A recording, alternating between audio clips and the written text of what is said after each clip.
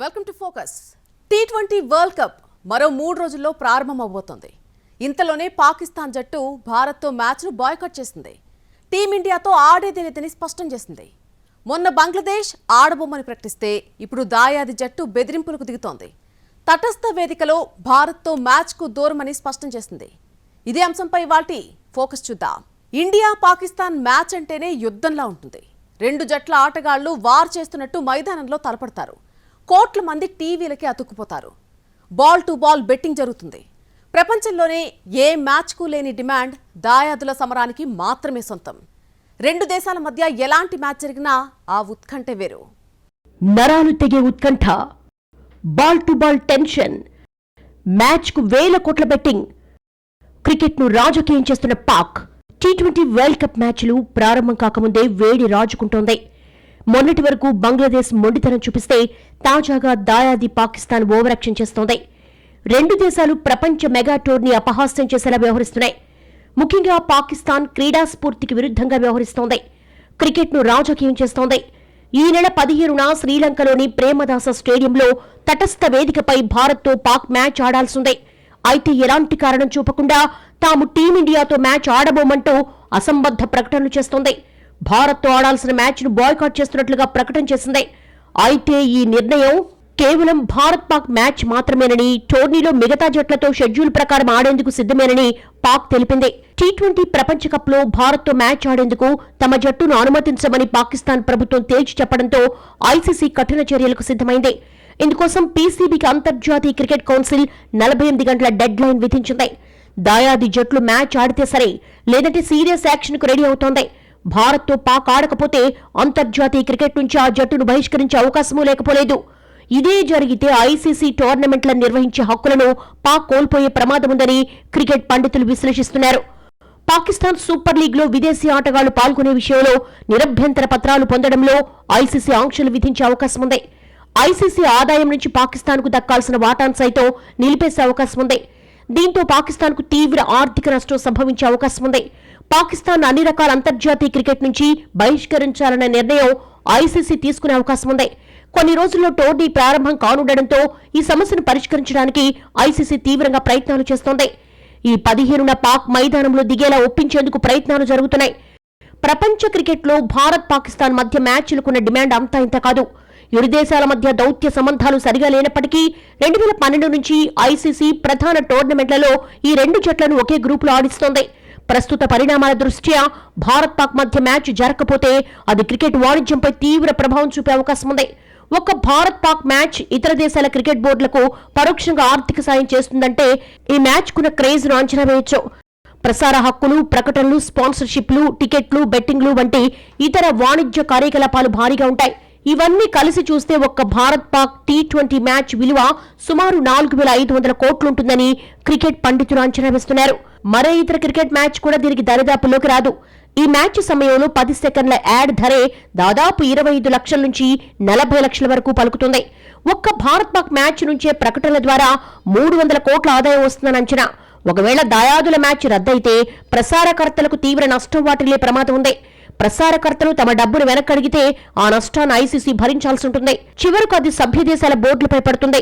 ICC ఆదాయం తగ్గితే దానిపై ఆధారపడే చిన్న దేశాల క్రికెట్ బోర్డులకు నిధుల కొరత ఏర్పడుతుంది. అటు ఈ మ్యాచ్ను స్టేడియంలో వీక్షించేందుకు చాలా మంది అభిమానులు ముందుగానే విమానాలు, హోటళ్లు, టికెట్లు బుక్ చేసుకుంటారు. మ్యాచ్ జరగకపోతే అది పరోక్షంగా కొన్ని వేల మంది క్రికెట్ అభిమానులను నిరాశకు గురిచేస్తుంది. భారత్ పాక్ మ్యాచ్ జరగకపోతే రెండు బోర్డులు తక్షణమే సుమారు 200 కోట్ల చొప్పున ఆదాయాన్ని కోల్పోతాయి. పాకిస్తాన్ క్రికెట్ బోర్డుకు ఏటా ఐసీసీ ఆదాయం నుంచి సుమారు $34 మిలియన్ వస్తుంది. భారత్ పాకిస్తాన్ అనేది ఇప్పుడు కేవలం క్రికెట్ మ్యాచ్ మాత్రమే కాదు, ఇది ప్రపంచ క్రికెట్ టోర్నమెంట్లను నడిపించే ఆర్థిక ఇంజన్.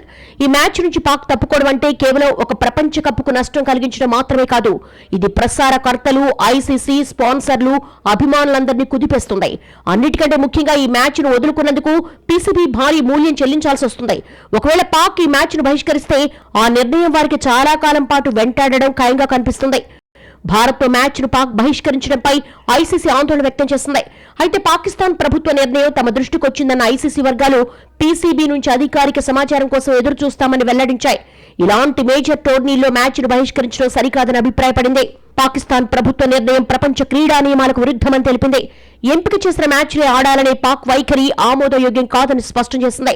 ఈ నిర్ణయం క్రికెట్ ఫ్యాన్స్, ఆ దేశ అభిమానులకు సైతం మంచిది కాదని చెప్పింది. అంతేకాకుండా పాక్ ప్రభుత్వ నిర్ణయం ఆ దేశంలో క్రికెట్పై దీర్ఘకాలిక ప్రభావం చూపుతుందని ఐసీసీ వెల్లడించింది. ఐసీసీ టోర్నీలో పాకిస్తాన్ ఆడకపోతే భారత్కొచ్చే నష్టమెంత? స్పాన్సర్లు, కమర్షియల్ యాడ్ల రూపంలో భారీ ఆదాయం కోల్పోనుందా? పాకిస్తాన్ ఆటగాళ్లలాగే బోర్డు కూడా నాలుకను మడతేస్తుందా? ఏ క్షణంలోనైనా టోర్నీపై నిర్ణయాన్ని మార్చుకునే అవకాశం ఉందా? ఇప్పుడిదే హాట్ టాపిక్ గా మారింది. పాకిస్తాన్పై ఐసీసీ భారీ జరిమానా. నాకౌట్లో భారత్తో ఆడాల్సి వస్తే పరిస్థితి ఏంటి? మొండి పట్టు వీడని బంగ్లాదేశ్ క్రికెట్ బోర్డు. బంగ్లాదేశ్ స్థానంలో స్కాట్లాండ్కు ఛాన్స్. 2026 వరల్డ్ కప్ టోర్నీకి భారత్, శ్రీలంక సంయుక్తంగా ఆతిథ్యమిస్తున్నాయి. ఈ నెల 7న టోర్నీ ప్రారంభం కావాల్సిందే. ఈ టోర్నీలో పాల్గొనున్న దాదాపు అన్ని జట్లు తమ తమ స్క్వాడ్స్ ను ప్రకటించేశాయి. ఈ టోర్నీలో భారత్, పాక్ గ్రూప్ ఏలో ఉన్నాయి. ఇందులో ఈ 2 జట్లతో పాటు అమెరికా, నమీబియా, నెదర్లాండ్స్ ఉన్నాయి. గ్రూప్ స్టేజ్లో పాకిస్తాన్ ఫిబ్రవరి 7న నెదర్లాండ్స్తో, ఫిబ్రవరి 10న యుఎస్ఏతో, ఫిబ్రవరి 15న భారత్తో, ఫిబ్రవరి 18న నమీబియాతో ఆడాల్సిందే. భారత్లో టీ20 ప్రపంచ కప్ జరుగుతూ ఉండడం ఇది రెండవసారి. తొలిసారి 2016లో ఇక్కడ నిర్వహించారు. 2021లో యుఏఈలో జరిగిన టీ20 ప్రపంచ కప్ ఆతిథ్యం కూడా బీసీసీఐదే. ప్రపంచ కప్లో బరిలోకి దిగుతున్న 20 జట్లను 5 చొప్పున 4 గ్రూపులుగా విభజించారు. గ్రూప్లో ప్రతి జట్టు మిగతా 4 జట్లతో ఒక్కో మ్యాచ్ ఆడుతుంది. ప్రతి గ్రూప్ నుంచి తొలి 2 స్థానాల్లో నిలిచిన జట్లు సూపర్ 8కు అర్హత సాధిస్తాయి. అందులో 4 జట్ల చొప్పున 2 గ్రూపులుంటాయి. ప్రతి జట్టు మిగతా 3 జట్లతో ఒక్కో మ్యాచ్ ఆడుతుంది. 2 గ్రూపుల్లో టాప్ 2 జట్లు సెమీస్లో చోటు దక్కించుకుంటాయి. భారత్తో మ్యాచ్ను పాకిస్తాన్ బాయ్కాట్ చేయడం ఖాయంగా కనిపిస్తోంది. అదే జరిగితే పాకిస్తాన్ క్రికెట్ బోర్డుపై ఐసీసీ భారీ జరిమానా విధించే అవకాశం ఉంది. ఆ బోర్డుపై కఠిన చర్యలుంటాయని ఇప్పటికే హెచ్చరించింది కూడా. పాక్ నిర్ణయం ఆటకు మంచిది కాదని ఐసీసీ వార్నింగ్స్ ఇచ్చింది. పీసీబీ వార్షిక ఆదాయం సుమారు 300 కోట్లు. 2027 వరకు భారత్, పాకిస్తాన్ మ్యాచ్లను హైబ్రిడ్ విధానంలో నిర్వహించాలని ఐసీసీ, పీసీబీ, బీసీసీఐ అంగీకరించాయి. దీంతో తమ చర్యలను సమర్థించుకోవడం పాక్ కష్టమే. ఒకవేళ నాకౌట్లో భారత్తో తలపడాల్సి వస్తే ఆ జట్టు ఏం చేస్తుందన్నది ఇప్పుడెదురవుతున్న ప్రశ్న. పాక్ ఆడకపోతే పీసీబీ ఆదాయం పైన తీవ్ర ప్రభావం పడుతుంది. ఐసీసీకి కూడా నష్టం తప్పదు. ప్రసారదారు జియో స్టార్ ఇప్పటికే ఐసీసీతో బేరాలకు ప్రయత్నిస్తోంది. భారత్, పాక్ మ్యాచ్ జరగకపోతే ప్రసారదారు 200 నుంచి 250 కోట్లు నష్టపోతుందని అంచనా. వ్యాపార ప్రకటనల ద్వారా వచ్చే ఆదాయం జియో స్టార్ కోల్పోనుంది. తాజా పరిణామాలపై కాంగ్రెస్ సీనియర్ నేత, తిరువనంతపురం ఎంపీ శశి థరూర్ మాట్లాడారు. 2 దేశాలు క్రీడలను రాజకీయం చేయడం సిగ్గుచేటన్నారు. ముస్తాఫిజుర్ ఐపీఎల్ కాంట్రాక్ట్ కోల్పోయిన విషయంపై నాకు అవగాహన లేదని ఆయన, అది దురదృష్టకరమన్నారు. ఇక రాజకీయ జోక్యం విషయానికొస్తే బంగ్లాదేశ్ అతిగా స్పందించిందని అభిప్రాయపడ్డారు. అటు క్రికెట్ దిగ్గజం సునీల్ గవాస్కర్ కూడా ఈ వ్యవహారంపై స్పందించారు. పాక్ క్రికెటర్లు గతంలో తమ రిటైర్మెంట్ను వెనక్కు తీసుకున్నట్లే పాకిస్తాన్ కూడా ఈ విషయంలో యూటర్న్ తీసుకోవచ్చని అభిప్రాయపడ్డారు. తమ మాజీ ఆటగాళ్ల నుంచి లేదంటే ప్రపంచవ్యాప్తంగా విమర్శలు వచ్చినప్పుడు పాకిస్తాన్ తమ వైఖరి మార్చుకునే ఛాన్స్ ఉందని అన్నారు. పాక్ సర్కారు తీసుకున్న నిర్ణయంపై కెప్టెన్ సల్మాన్ అలీ అఘా స్పందించారు. ఈ నిర్ణయం పీసీబీ తీసుకోలేదని, పాకిస్తాన్ ప్రభుత్వ నిర్ణయమని స్పష్టం చేశాడు. ఇందులో తామేం చేయలేమన్న అఘా, ప్రభుత్వం పీసీబీ చైర్మన్ ఇచ్చే ఆదేశాలు మేం పాటించాల్సిందేనని అఘా వెల్లడించారు. గత ఏడాది ఛాంపియన్స్ ట్రోఫీ నిర్వహణ హక్కులు పాకిస్తాన్కు వచ్చాయి.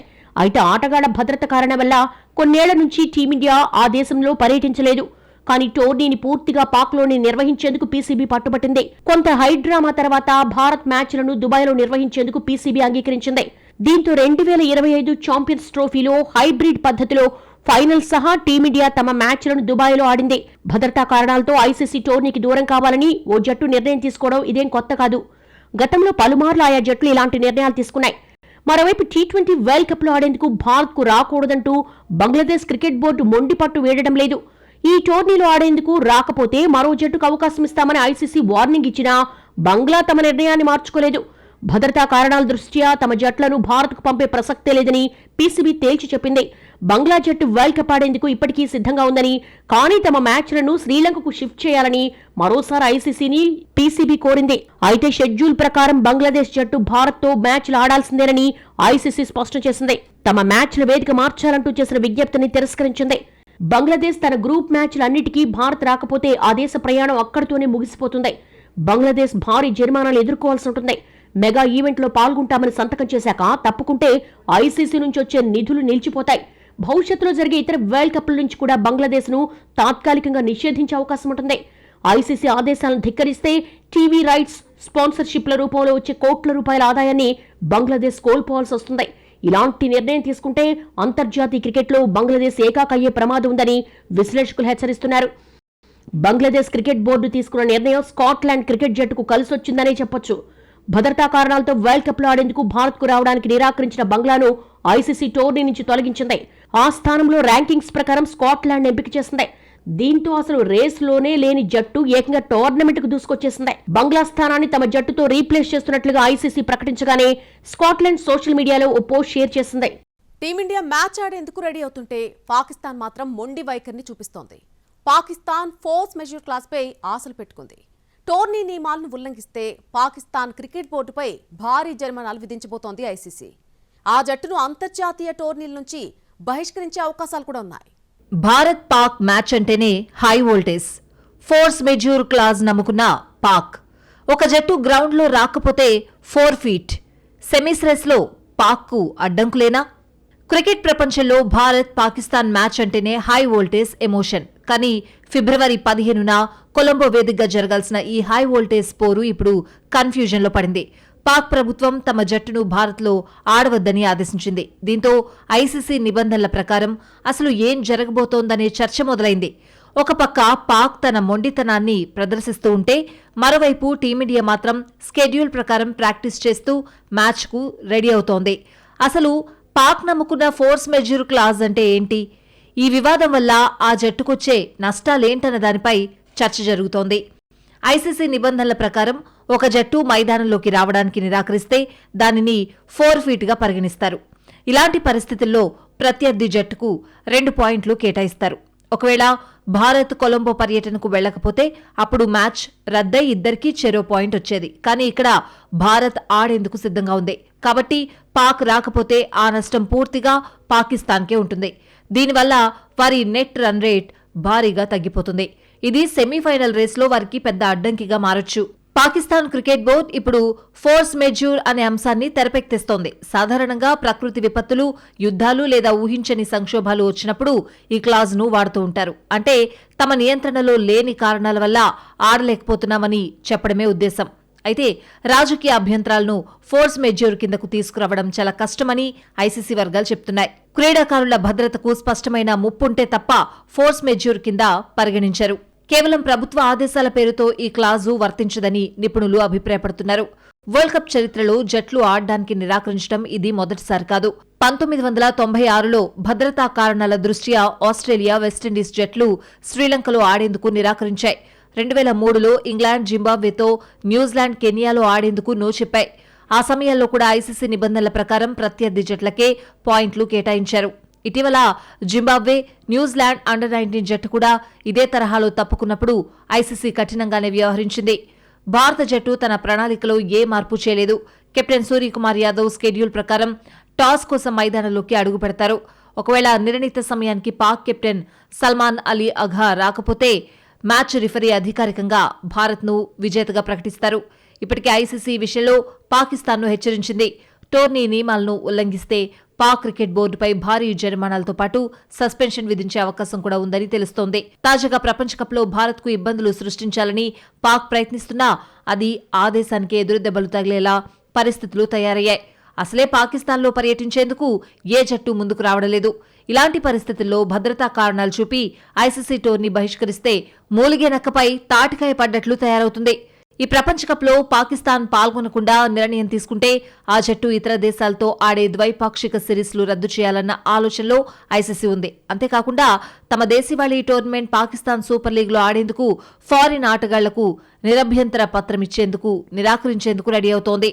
వీటితో పాటుగా ప్రతిష్టాత్మకమైన ఏషియా కప్ టోర్నమెంట్లో పాల్గొనకుండా పాకిస్తాన్ను బహిష్కరించేందుకు కూడా సిద్ధమైందని క్రీడా వర్గాల సమాచారం. అంతర్జాతీయ స్థాయిలో ఏ జట్టులోనూ వాళ్లకు ద్వైపాక్షిక సిరీస్లు ఉండవు. వాళ్ల డొమెస్టిక్ లీగ్ పీఎస్ఎల్లోనూ ఆడేందుకు ఫారిన్ ప్లేయర్లను ఐసీసీ అనుమతించదు. అలాగే ఏషియా కప్ నుంచి కూడా పాకిస్తాన్ను తొలగిస్తుంది. ఇంటర్నేషనల్ లెవెల్లో ద్వైపాక్షిక సిరీస్లు లేకపోతే బోర్డు ఆదాయానికి గట్టి దెబ్బ పడుతుంది. అలాగే పీఎస్ఎల్లో ఫారిన్ క్రికెటర్లు లేకపోతే టోర్నీకి కళ తప్పుతుంది. అంతేకాకుండా స్పాన్సర్షిప్లు ఉండవు, బ్రాడ్కాస్ట్ డీల్స్ కూడా ఉండవు. దేశంలో ఉన్న స్టేడియాలు మెయింటెనెన్స్ కూడా భారంగా మారుతుంది. భారత్ పాకిస్తాన్ మ్యాచ్ అంటే ప్రసారదారులకు, స్పాన్సర్లకు కోట్లాది రూపాయల ఆదాయం వస్తుంది. 2012 నుండి ఐసీసీ కావాలనే ఈ రెండు జట్లను ఒకే గ్రూప్లో ఉంచుతూ వస్తోంది. ఇప్పుడు పాక్ బహిష్కరణ వల్ల కేవలం పాయింట్లే కాకుండా క్రికెట్ ప్రపంచానికి భారీ ఆర్థిక నష్టం వాటిల్లే ప్రమాదముంది. పరుగులు, వికెట్లతో తేలాల్సిన ఈ మ్యాచ్ ఇప్పుడు నిబంధనల పుస్తకాలతో ముగియనుండడం క్రికెట్ ఫ్యాన్స్ ను నిరాశకు గురిచేస్తోంది. ఇక పాక్ తీసుకున్న ఈ రిస్క్ ఆ జట్టు భవిష్యత్తును ప్రమాదంలో పడేసేలా ఉంది. మరి ఐసీసీ ఈ వివాదాన్ని ఎలా పరిష్కరిస్తుందో వేచి చూడాలి.